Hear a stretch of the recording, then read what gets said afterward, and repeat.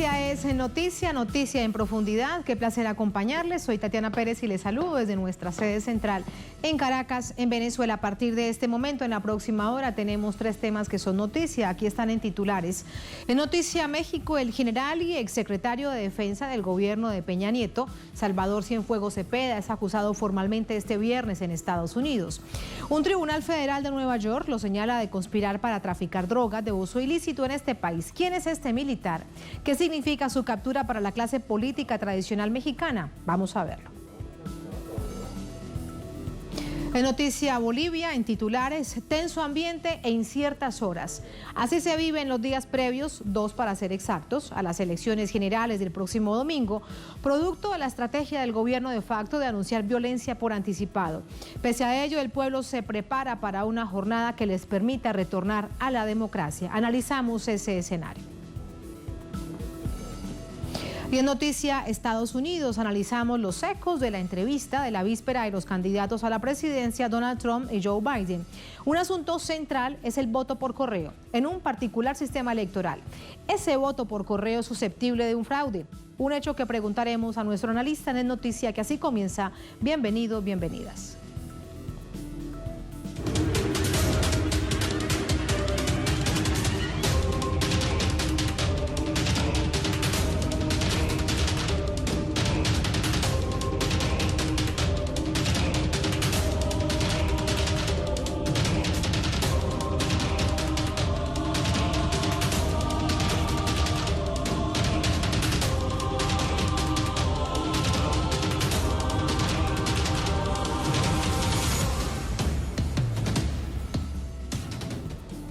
En Noticia México, por cargos de conspirar para delinquir, en particular en acciones por narcotráfico de México y tráfico hacia Estados Unidos, fue arrestado la víspera en el aeropuerto de Los Ángeles, en Estados Unidos, el exsecretario de Defensa Nacional de México en el gobierno de Enrique Peña Nieto, el general Salvador Cienfuegos Cepeda. Hoy, el viernes, un tribunal del Distrito Oeste, para decirlo con toda claridad, de Nueva York, ha declarado los cargos, 4 en total. Revisamos.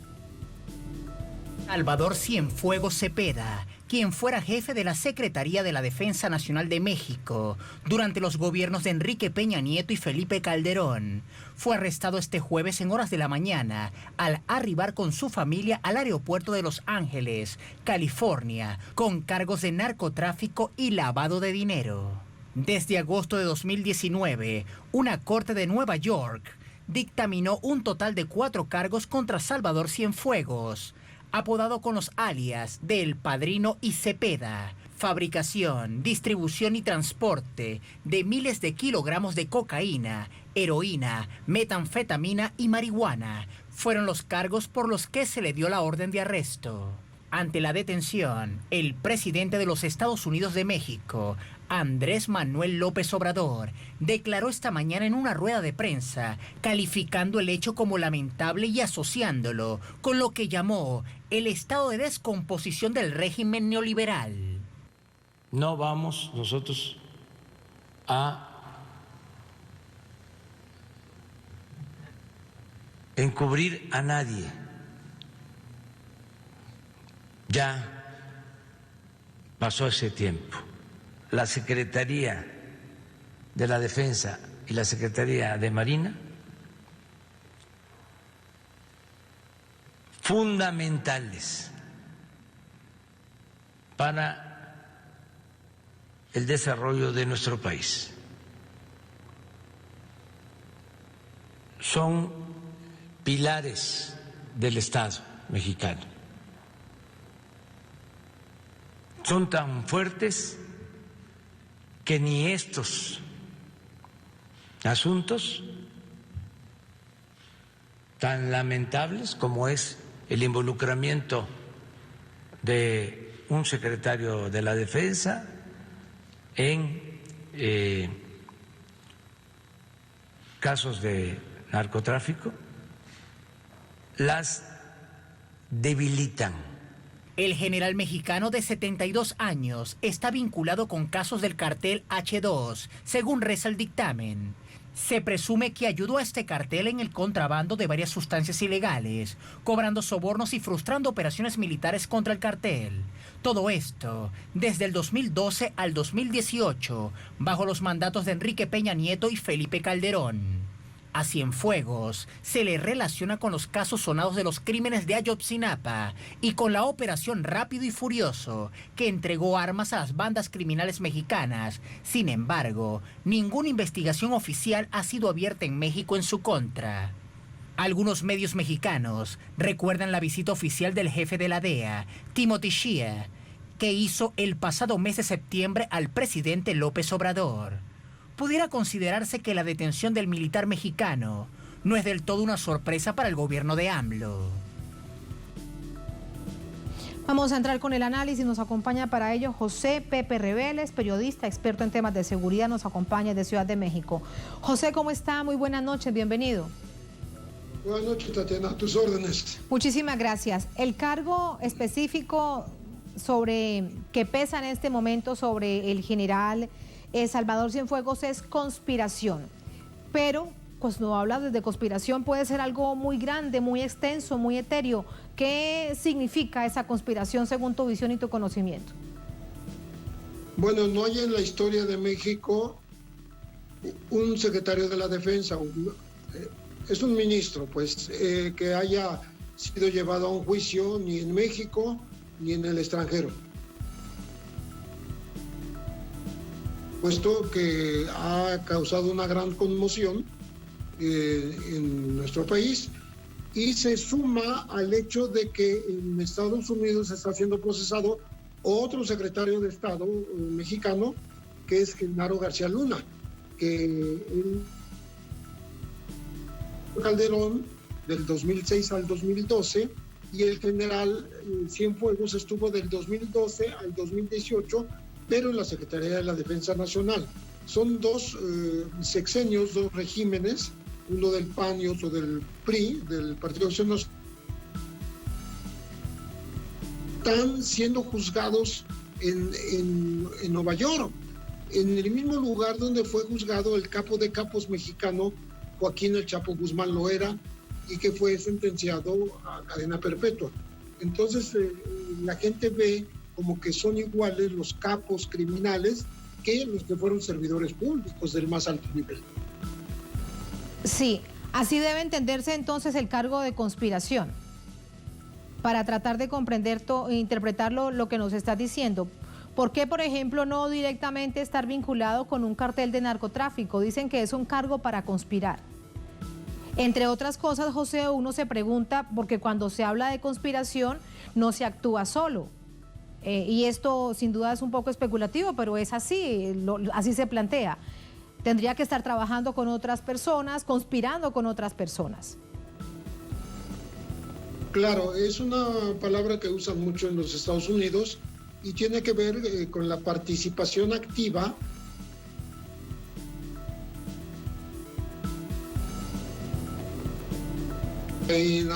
marihuana, drogas sintéticas o metanfetaminas. Esto quiere decir que tenía socios, el famoso H2 que mencionan.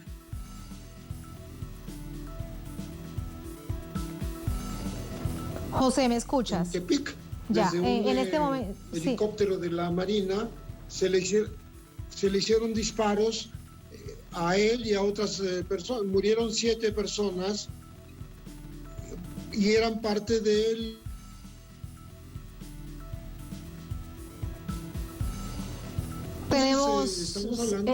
Lamentablemente tenemos dificultades en la comunicación con nuestro invitado. Vamos a tratar de restablecerlo para comprender perfectamente su análisis con respecto a esta captura que se realiza por parte de Estados Unidos, sobre la que no se le anuncia previamente al gobierno mexicano. El secretario de Exteriores, o el canciller en este caso, el señor Marcelo Ebrard, es el que anuncia en la noche que esto ha pasado después de que ya se ha registrado la detención, primero en Los Ángeles y hoy de nuevo anuncia cuáles son los cargos. José, ¿me escuchas?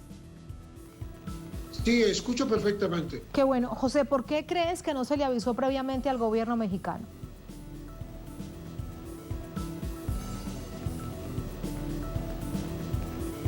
La detención de alguna manera fue casual, no lo fueron a buscar. Él llegó solo a los Estados Unidos con su familia, por tanto no tenía la menor idea de que lo iban a capturar. Llegó a Los Ángeles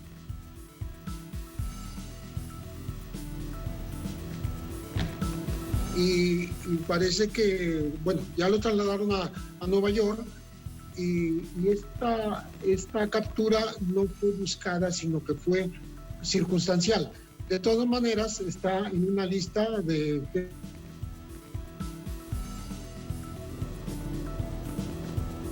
la Defensa Nacional, es decir, a partir del 2018-2019, porque él dejó de ser secretario en diciembre de 2018. Sí, ahí se perdió la comunicación, de nuevo volvió y te escuchamos. Lo último para tratar de comprender lo que significa esta detención, me decías al inicio precisamente que es algo prácticamente inédito en el país. Según el señalamiento, según digamos, el fallo que se profiere en este caso para iniciar el proceso de detención y ahora de judicialización en Estados Unidos de Salvador Cienfuegos, se habla del apoyo a un cartel.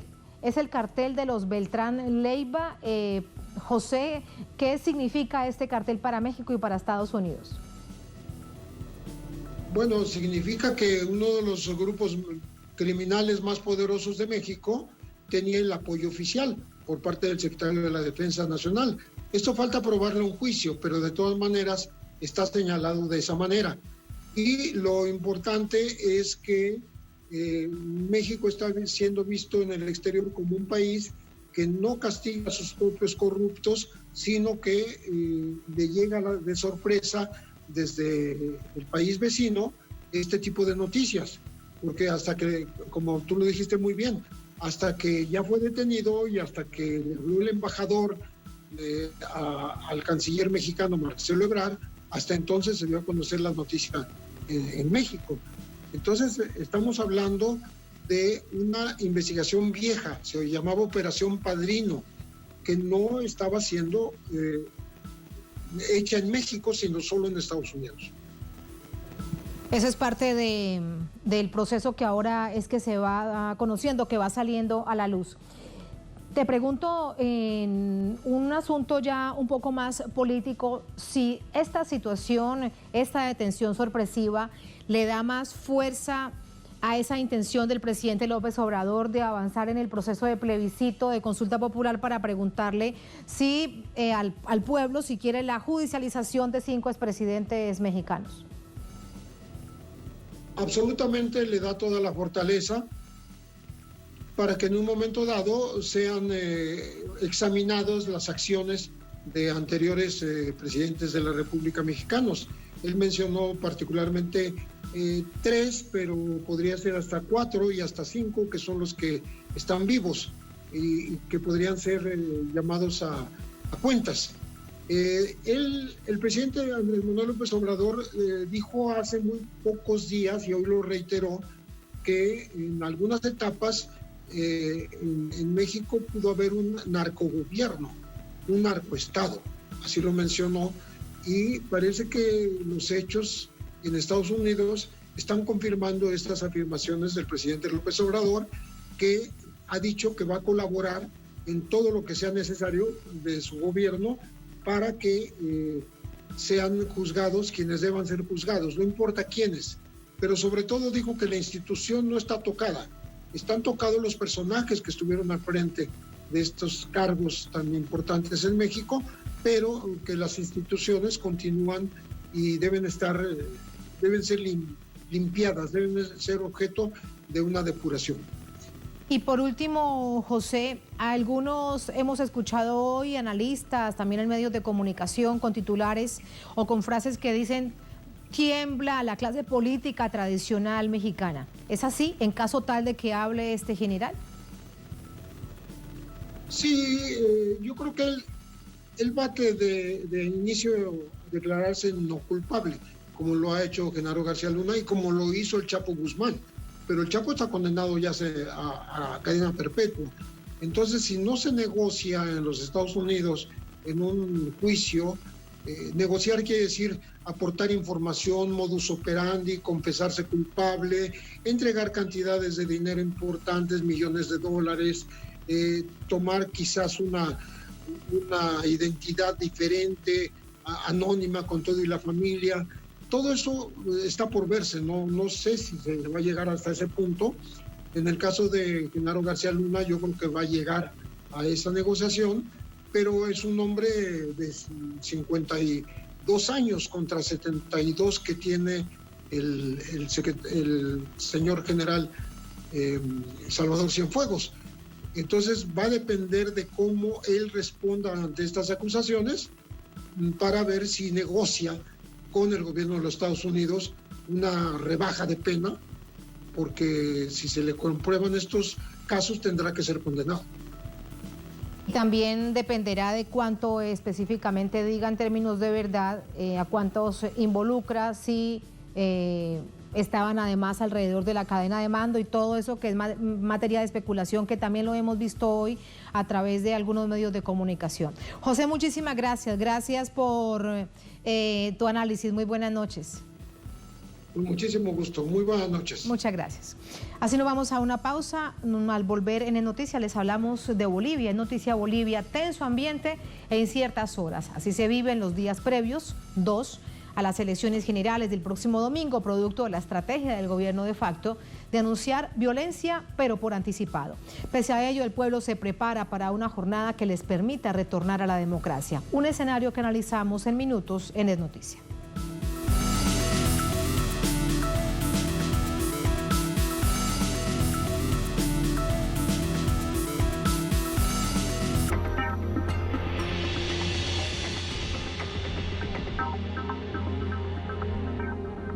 Un espacio donde se exponen todas las visiones.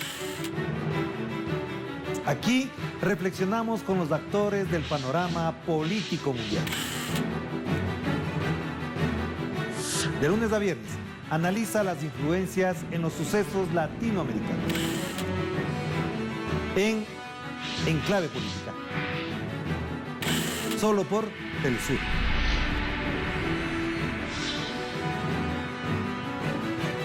Compartimos su sentir, exaltamos sus logros y mostramos su realidad.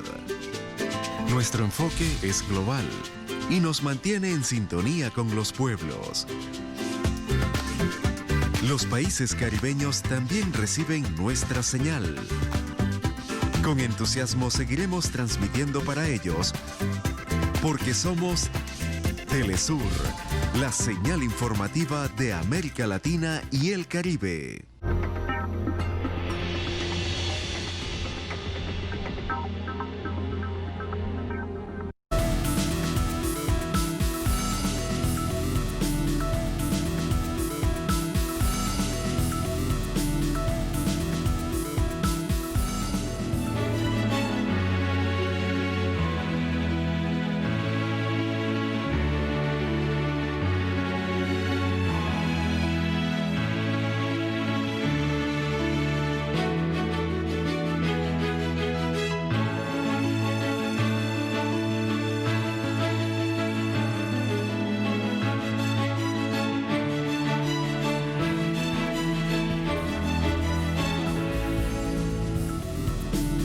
En Noticia Bolivia, momentos de tensión previo a las elecciones de este domingo. Continúan las denuncias sobre irregularidades en la organización electoral, mientras la extrema derecha se une para impedir el retorno del movimiento al socialismo.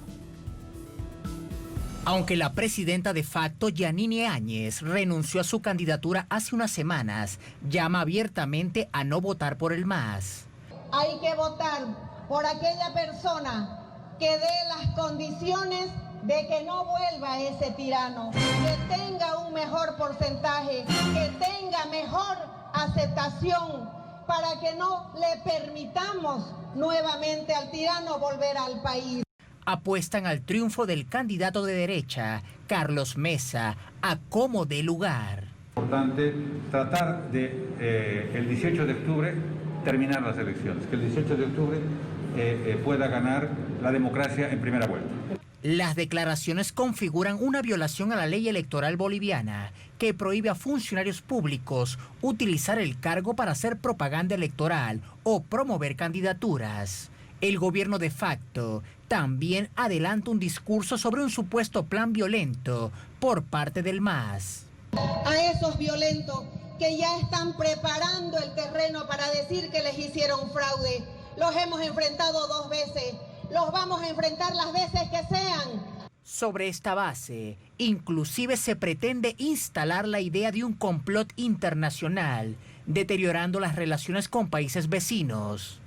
Van a encontrar en Bolivia unas fuerzas armadas cohesionadas, entrenadas, listas. No vamos a permitir que extranjeros, cualquiera fuera su nacionalidad, cubanos, venezolanos, argentinos o lo que fuere, van a encontrar la muerte en nuestro territorio. No lo vamos a permitir. Desde el MAS llaman a la tranquilidad al pueblo y al mismo tiempo hacen serios cuestionamientos al Tribunal Supremo Electoral por la falta de datos sobre el sistema electoral y de cómputo. Hasta ahora no nos han hecho conocer quiénes van a hacer la auditoría informática a los sistemas. Supuestamente han contratado 2 empresas, lo ha dicho así el presidente del Tribunal Supremo Electoral, pero no sabemos cuáles son. Hasta ahora el pueblo boliviano no conoce ese tipo de cosas. La misión de observadores de la Unión Europea también se pronunció cuestionando que se delegara el transporte de actas de sufragio a militares, cuando tradicionalmente ha sido tarea del TCE. Además, desde la Asamblea Nacional se denuncia que la misión de observación de la Organización de Estados Americanos solo se ha reunido con representantes del gobierno de facto. No se ha reunido conmigo, más bien se ha reunido el Mercosur, se están reuniendo otros colegas que he invitado como presidenta de la Asamblea, de otros parlamentos, de otros hermanos países. Estoy a la espera de que lleguen, estamos haciendo una cena el día de mañana para poderlos recibir. Y bueno, lamentablemente aquí, les guste o no les guste, hay una Asamblea Legislativa que está vigente y que nosotros necesitamos saber cuál es el trabajo que ellos van a realizar. A 2 días de los comicios, el panorama de incertidumbre y zozobra intenta imponerse en lo que parece ser la reedición del escenario de pregolpe de 2019. Sin embargo, son millones los bolivianos que han dicho que el domingo ejercerán su derecho soberano al voto. ¿Cuál es la situación en el país a esta hora? Nos vamos hasta La Paz con nuestro corresponsal Freddy Morales. Hola Freddy, muy buenas noches. La situación del país esta noche. Hola Tatiana, buenas noches. La situación general del país es de absoluta normalidad, pero el gobierno de facto ha logrado su propósito de poner una situación muy tensa a toda la población, y esto se ha expresado en los últimos días en acaparamiento de alimentos en los mercados, también en búsqueda de la mayor cantidad de combustibles para los vehículos, lo que ha ocasionado unas colas y unas filas inmensas en los surtidores de carburantes. Hay mucho temor en la población, eso es innegable. Donde uno va, encuentra las opiniones en sentido de que desde el día domingo o después de conocerse los resultados, el país estará convulsionado. Ese es el discurso que ha venido manejando el gobierno de facto a través de sus autoridades y también acompañado por muchos medios de comunicación. Comentábamos en las últimas horas que, por ejemplo, ayer, en un hecho inusual, en muchísimo tiempo de cobertura periodística, escuchábamos en algunas radioemisoras que pastores protestantes y sacerdotes católicos oraban conjuntamente para que la violencia no se imponga en el país. Entonces, si uno va sumando que el ministro de Gobierno, Arturo Murillo, hace un mes anunció la compra de armas en los Estados Unidos para combatir a los violentos, que el ministro Arturo Murillo también ha señalado que tiene listo un avión para deportar a los observadores internacionales que creen problemas dentro del territorio boliviano, o que tiene las cárceles también listas para meter ahí a los observadores internacionales, que en las últimas horas uno de sus viceministros ha dicho que el ejército y las Fuerzas Armadas están listos para repeler cualquier ataque armado, que ya tienen todas sus armas listas para repeler cualquier situación de violencia, más los rezos de sacerdotes y de pastores de distintas religiones en los medios de comunicación, pues se arma un escenario bastante difícil para la población que prácticamente está con el Jesús en la boca, esperando este domingo y lo que vaya a ocurrir posteriormente. Las organizaciones sociales, la Asamblea Legislativa y el Movimiento al Socialismo tienen otro discurso. Han denunciado de que esta es una campaña provocada deliberadamente por el gobierno de facto para que la población entre en pánico, tenga miedo a partir de este domingo, incluso para emitir su voto. La Central Obrera Boliviana ha convocado a todos los trabajadores del país a acudir masivamente a los centros de votación para que la jornada del domingo se convierta en una jornada de algarabía y de recuperación de la democracia plena en Bolivia, y también ha instruido que los trabajadores no se presten a las provocaciones que pueden venir desde el propio gobierno de facto o de sus grupos de choque para efectivamente generar violencia. De modo que este es el escenario previo, 2 días antes de que la población, más de 7 millones de personas, acudan a los centros de votación a emitir su voto. Tatiana. Y nos quedamos precisamente, Freddy, con ese mensaje de paz, de tranquilidad, de no dejarse llenar de zozobra, de avanzar en esas compras nerviosas para que el próximo domingo haya una jornada ejemplar en el país. Freddy, gracias, muy buenas noches. Buenas noches. Vamos con el análisis. Nos acompaña para ello Susana Bejarano, politóloga, periodista, nos acompaña también desde La Paz. Susana, ¿cómo está? Muy buenas noches, bienvenida. Buenas noches, Tatiana, muchísimas gracias por la invitación y un saludo cordial a toda la gente que te está acompañando, que nos está viendo en este momento. Muchísimas gracias. Con todos estos hechos que bien nos narraba nuestro corresponsal Freddy Morales, uno se plantea si esta es la estrategia pública que tiene, aunque no la digan de manera directa, pero la estrategia pública que tiene el gobierno de facto y la extrema derecha del país, o también tendrán una agenda oculta de cara al próximo domingo. Susana. Mire, yo coincido con el análisis de la narración, en realidad noticiosa, que les ha hecho Freddy. El gobierno de facto se ha dedicado estas últimas semanas a incendiar el ambiente, a generar zozobra en la población, haciendo declaraciones sobre armamento, sobre compra de armamento, amenazando a la gente, que aquellos que salgan y generen algún tipo de movimientos serán inmediatamente detenidos. Es decir, es la primera vez que nosotros vamos a un proceso democrático electoral en este ambiente, en un ambiente que invita primero al ciudadano a no participar, a tener mucho miedo, a tener un estigma de violencia alrededor de las elecciones. Ese estigma de violencia nuevamente se está generando como si fuera militantes del movimiento al socialismo quienes lo están provocando.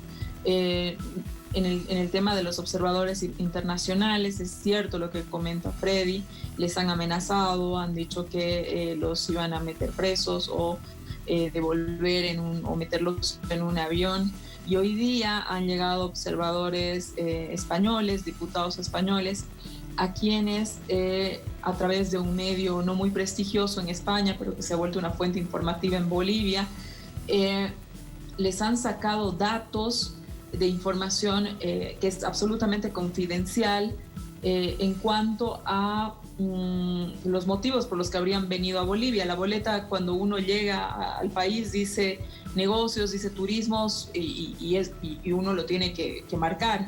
Y salió como si estos diputados estuvieran mintiendo en su declaración, etcétera. Es decir, no hay opción que diga observador electoral. Todo esto sale desde el Ministerio del Gobierno. El Ministerio del Gobierno traslada una información que es confidencial de unos diputados que no tienen ningún lío con la justicia boliviana, intentando generar que estos estuvieran viniendo en una afán intentando generar todo un manto de dudas sobre quienes van como en este momento como invitados, además del movimiento al socialismo. Genera vergüenza, ¿cómo lo califica Susana?, que a quien se invita como observador llegue a tu país y digan que lo están vigilando como una especie de espionaje y que o lo devuelven o lo meten tras las rejas. Pero por supuesto, Tatiana, imagínese usted, son diputados, son autoridades que más allá de la sigla política que estos señores tengan, han venido a un país a visitar un proceso democrático. Supuestamente están entrando a un país democrático. A ver, imagínese usted llegue en calidad de periodista a cualquier país y que inmediatamente le saquen la declaración que ha hecho como si fuera usted una persona que tuviera algún antecedente atrás, hubiera hecho algo malo, tuviera alguna credencial negativa, tuviera algún problema con la justicia. Eso no es así. A la gente, a las autoridades electas, nosotros tenemos que restar. Y esas autoridades electas han llegado como parte de todo un sistema democrático, es decir, todos los procesos electorales en el mundo, en todas las democracias tienen pues observaciones de diferentes países que comparten visiones, que hacen informes y que ven que el proceso se desarrolla, porque eso significa pues vivir en un mundo globalizado, ¿no es cierto? Entonces es terrible lo que se está haciendo, no solamente como imagen del país, no solamente el maltrato a gente que nada tiene que ver con estos problemas ni nada de aquello, intentando intimidar a las personas, sino la intimidación a los ciudadanos bolivianos. Creo que ha llegado ya a extremos vergonzosos, extremos realmente delincuenciales, honestamente. Ejercicios de la extrema derecha que están allí ejemplificados. Ahora, Susana, quedan solamente 48 horas para que se produzca este proceso de elecciones generales y sobre todo muy enfocado en las candidaturas presidenciales. Con todo este miedo, con todo este temor, ¿qué razón permite pensar que el pueblo realmente saldrá a ejercer este derecho al voto? Un pueblo que además le gusta salir a votar, que le gusta ir a ejercer este derecho al voto como en tantas otras oportunidades. ¿De qué manera revestir esa especie de tranquilidad que hasta ahora lo que hay eso sobra, pero que no pasa de la intención, por fortuna hasta ahora no pasa de la intención de un sector por generar violencia, de anunciar violencia además por anticipado? Mira, Tatiana, la situación de crisis económica en Bolivia se está haciendo sentir en toda la población. 1 de cada 3 bolivianos ha bajado una ingesta alimentaria. La gente, después de muchísimos años, tú escuchas, tú ves en la calle, tú sientes la pobreza. Eso no, el año pasado no pasaba, ¿no es cierto? 4 de cada 10 bolivianos se han quedado sin trabajo. De los otros 6 que quedan, 5 declaran haber reducido considerablemente sus ingresos. Entonces estás hablando que 9 de cada 10 bolivianos está sintiendo en su familia, en su casa, la crisis económica terrible a la que nos ha desencadenado las malas decisiones de este gobierno. Entonces yo creo que es la fuerza de la necesidad de un cambio, de la necesidad de mirar a un futuro, la esperanza, la que va a llevar a la gente a salir a la calle y a marcar su voto. Creo que tú lo presentaste, Freddy, también lo has relatado. Desde el movimiento al socialismo, desde otras tiendas políticas, también se ha hecho la convocatoria a sus militantes a salir, a participar en paz. He escuchado enfáticamente que el movimiento al socialismo le ha pedido a sus militantes no caer en ningún tipo de provocación para no ser ellos visualizados luego, como se ha venido haciendo sostenidamente, los culpables de la violencia que luego podría suceder, ¿no es cierto? Entonces creo que es la fuerza de la necesidad, la fuerza de la necesidad de un cambio que nosotros necesitamos. Han sido 11 meses donde se han suspendido muchísimos derechos de las personas, donde se tenía que llamar a elecciones en 3 meses, no se ha llamado a nombre de la pandemia, luego a nombre de picos, que los picos cambiaban en cada momento, decisiones unilaterales desde el Tribunal Supremo Electoral, etcétera. Entonces creo que la fuerza de la necesidad y, por supuesto, también la militancia, el compromiso real político que existe de salir y emitir el voto, ¿no? Haciendo el llamado, por supuesto, a todos los votantes bolivianos a votar en paz y no caer en ningún tipo de provocaciones, porque Creo que el gobierno lo que está intentando es generar no solamente estos dichos, sino también el día de las elecciones estos focos de conflicto para, por ejemplo, anular mesas, ¿no? Mesas que donde esté una opción política. Todos saben que el gobierno está dando abiertamente para que no vuelva el movimiento socialismo. Entonces, justamente me imagino que lo que los militantes del MAS tienen que cuidar, ¿no? Su voto, su urna, que esas urnas sean contabilizadas, ¿no es cierto? Y para allí también se exige pues el concurso del Tribunal Supremo Electoral, y de ahí la necesidad de tantos veedores internacionales que puedan ayudarnos a seguir la ruta de cómo se desplazan, digamos, nuestros votos, que como bien lo ha relatado Freddy y usted cuando hacía el informativo, ahora están en manos de los militares. Cómo es el resguardo. Todos los ojos, cuantos sean posibles, de este proceso electoral dentro, y los nacionales y los que han llegado precisamente como observadores internacionales. ¿Hemos perdido a Susana o la tenemos aún para despedirla? Susana, ¿me escuchas? No, perdimos la comunicación con nuestra invitada. Le agradecemos como siempre por ayudarnos a entender lo que significa este proceso. Bolivia decide el próximo domingo 18 de octubre. Tendrán ustedes toda la información, todo el análisis a través de la pantalla de Telesur. Programa especial de Bolivia decide este domingo a las 5:30 de la tarde, hora local, aquí en Caracas, en Venezuela. Así nos vamos a la última pausa en esta emisión de Es Noticia. Al volver, Es Noticia Estados Unidos. Analizamos los ecos de la entrevista de la víspera de los candidatos a la presidencia Trump y Biden. Un asunto central es el voto por correo en un particular sistema electoral. Nos preguntamos lo siguiente: ¿ese voto por correo es susceptible de un fraude? Vamos a analizarlo al volver en Es Noticia.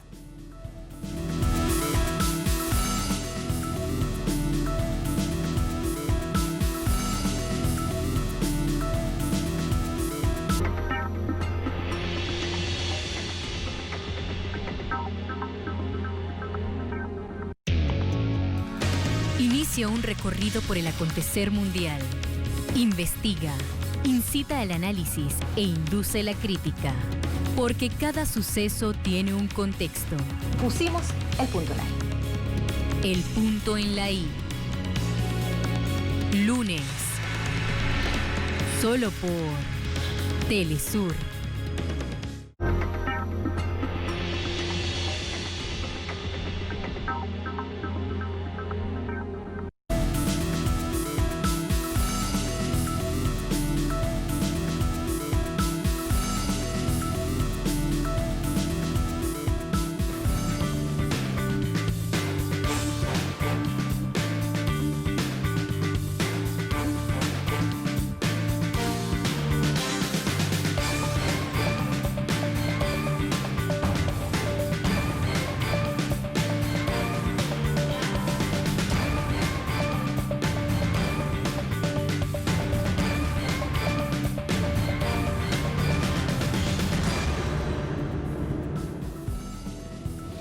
En Noticia Estados Unidos, pese a que prácticamente todas las encuestas publicadas auguran la victoria de Joe Biden, del demócrata Biden, el presidente Trump ha lanzado una ofensiva en los últimos días para intentar obtener una imprevista reelección.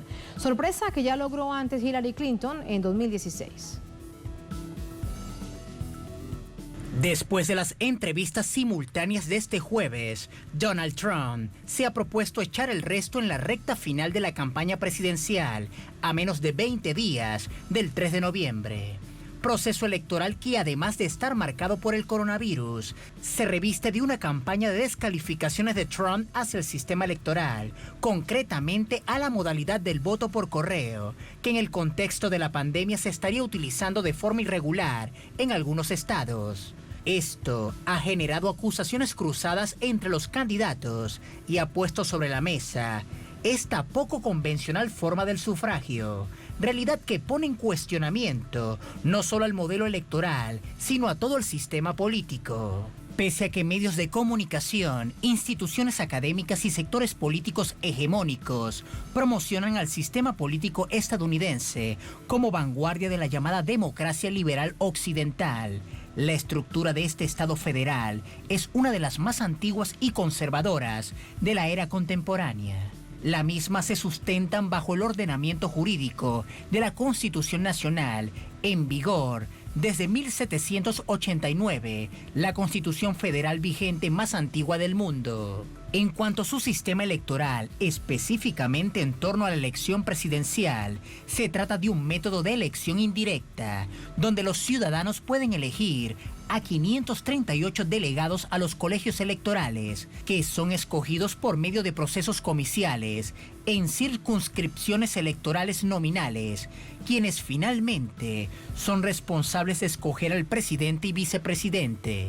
Es por ello que la fórmula presidencial en Estados Unidos requiere del famoso número mágico de 270 delegados, cifra que es el resultado de la mitad más uno de los 538 colegios electorales. Las circunscripciones electorales son diseñadas con base en la representación proporcional de cada uno de los 50 estados federales, más el Distrito de Columbia o Washington, D.C. No obstante, pueden ser modificadas y actualizadas. De hecho, existen métodos especializados para sacar el máximo provecho a la distribución de los colegios con menor número de votos, conocidos como gerrymandering, que pese a ser claramente opuesto a la voluntad popular, es perfectamente legal.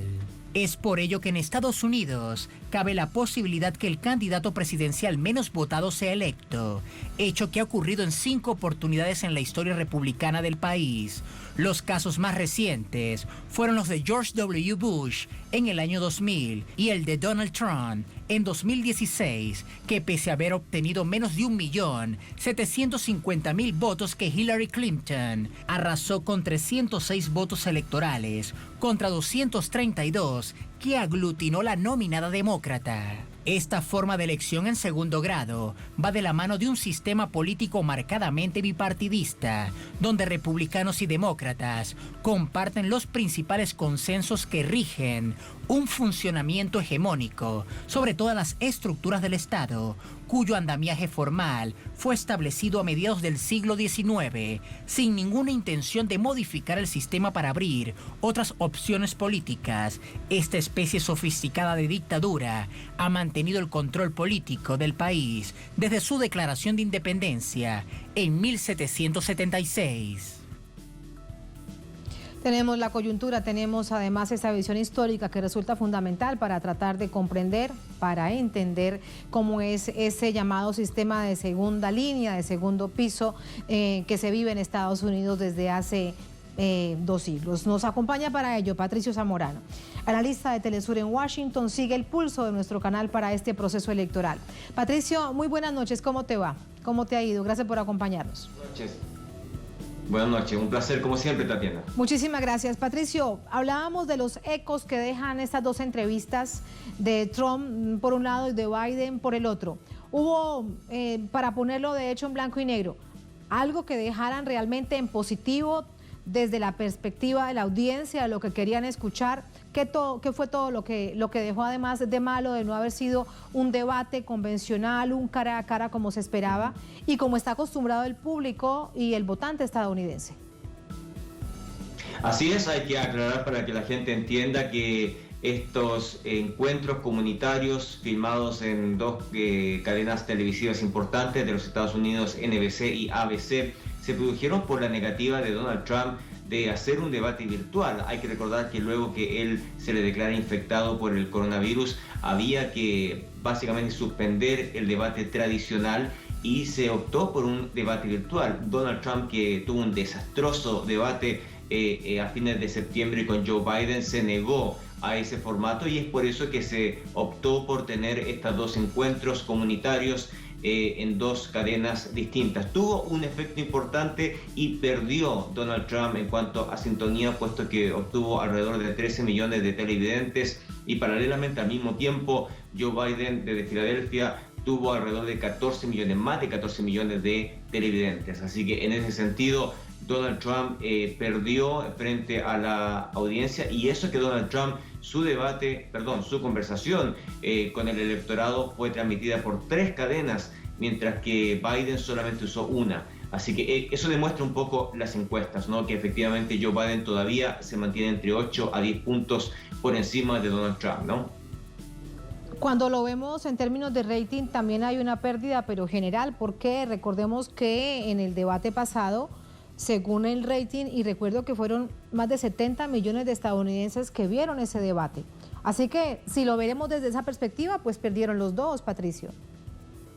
Así es, y efectivamente impactó fuertemente lo que fue el debate anterior, bueno, que si es que se puede llamar debate, la verdad, a un desastre comunicacional enorme, en que Donald Trump básicamente interrumpió constantemente a Joe Biden, y Joe Biden tampoco pudo entregar ningún tipo de mensaje coherente, y el conductor de ese debate tampoco fue capaz de poner orden. Así que fue considerado el peor debate de la historia de los Estados Unidos, así que sin duda que eso influyó en el hecho de que bajara tanto la sintonía entre un debate y otro, aunque todavía queda un último debate, ¿no? Que vamos a ver cómo se va a efectuar, digamos, el formato final. Se ha hablado de que se va a intentar crear reglas para que Donald Trump ya no ejerza este desorden tremendo que evitó que se hiciera un debate en la manera tradicional que se hace normalmente en los Estados Unidos, ¿no? Sí, este desorden comunicacional, uno de los hechos centrales que genera análisis, que genera expectativa, que genera dudas,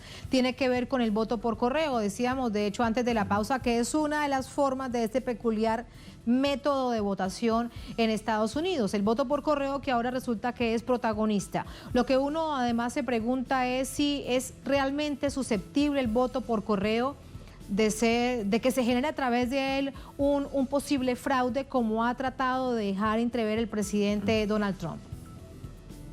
A ver, el propio FBI y las instituciones de seguridad dentro de los Estados Unidos han sido muy claros. No hay ninguna prueba, absolutamente ninguna prueba de que el voto por correo implique fraude. Lo que pasa es que Donald Trump ha sido muy exitoso en esta debacle de intentar, digamos, desprestigiar al máximo posible al voto por correo, que básicamente va a ser el tipo de voto que le va a dar una posible derrota. Por eso es que está empeñado él en desacreditar cualquier tipo de votación. Él sabe que muchos millones de estadounidenses no se van a arriesgar a estar en filas por el coronavirus, y de esa forma se ha dedicado a boicotear este mecanismo, señalando que hay fraude, señalando que no es creíble. Está llamando a sus partidarios, Donald Trump, a que vayan a los lugares de votación a defender el voto. Está creando con esto una imagen de caos. Es posible que haya violencia, es posible que haya desórdenes causados tanto por los militantes de Donald Trump como gente defendiendo el voto al otro lado progresista. Entonces, la verdad es que se está armando, Tatiana, una posibilidad de una crisis institucional y de seguridad interna tremenda si Donald Trump es exitoso y logra boicotear este voto por correo, ¿no? ¿Qué podría pasar? Te lo pregunto un poco revisando escenarios. Por ejemplo, recordemos el de W. Bush y Al Gore. Un escenario similar podría registrarse, que producto del no conteo de los votos por correos en el tiempo establecido, pase tiempo, pase un mes y tenga que dirimirlo en la Corte Suprema. Hay una gran posibilidad. Hay que recordar en todo caso, mira, el voto por correo es un voto que está legalizado en la mayoría de los estados de los Estados Unidos. Hay muchos escenarios en que el voto por correo es totalmente legal. Todos los estados lo tienen. También está el voto temprano. Hay muchos millones, más de 15 millones de votantes ya votaron o están votando en este momento. Hay combinaciones de voto temprano, voto por correo, voto en que la gente va en persona a una urna establecida en ciertos estados donde pueden votar efectivamente. Pero claro, si se da un tema de polémica, si Donald Trump tiene éxito en desacreditar los resultados de ese día y él sale perdedor y el resultado es ambiguo o ciertos estados, él va a llamar a que hubo fraude, y es posible que la Corte Suprema sea la que tenga que definir nuevamente, como pasó en Florida el año 2000, definir quién es el ganador de esta elección, lo que es completamente antidemocrático, ¿no? Y mucho más cuando una nueva ministra de la Corte Suprema, en este caso Amy Barrett, está a punto de ser votada a favor por el Senado republicano, lo que va a provocar una supermayoría conservadora en la Corte Suprema. Entonces las condiciones, Tatiana, están muy peligrosas en el sentido de la integridad democrática de los Estados Unidos, pero también el hecho de que Donald Trump puede utilizar todas estas artimañas y ventajas políticas para declarar un fraude que no va a existir. No es una banalidad lo que voy a decir, pero parece un guión copiado de House of Cards. Qué impresionante lo que está pasando en Estados Unidos con estas probabilidades que son tan peligrosas. Patricio, muchísimas gracias por ese análisis. Buenas noches. Patricio. Hemos perdido la comunicación con Patricio Zamorano. Era el momento además de despedirlo con algo que de verdad llama profundamente la atención. Si sale de la ficción y se convierte en un hecho real, bueno, lo veremos el próximo 3 de noviembre y en adelante. A ustedes gracias por habernos acompañado. Ponemos punto final a esta emisión de Noticia. Un placer como siempre. Sigan con nosotros.